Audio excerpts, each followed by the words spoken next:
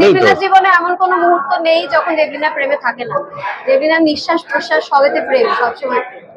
Status কি? Status single এখনো না নতুন মানুষ দস্তক দিয়েছে মনে? দেবলীনার স্টেটাস কোনোদিন মানে গত বেশ কিছু বছর ধরে সিঙ্গেল তো স্টেটাস কোনোদিনই অনেক গত কিছু বছর ধরে লেখা হয়নি।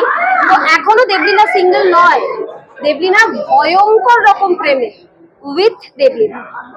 আচ্ছা, উইথ দেবলীনা। কিন্তু আমরা যে নিজের প্রেমে অ্যাবসলিউটলি পাগল। কিন্তু আমরা শুনছি মানে সৌম্যদার সঙ্গে তোমার নাম দেওয়া হচ্ছে, মাঝে মধ্যে খুব স্পেকুলেশনস হচ্ছে, তো সেটাকে তুমি কতটা এনজয় করছো? কারণ আমরা তো আমিও একই কথা শুনছি যে আমি নাকি প্রেম করছি সৌম্যর সঙ্গে।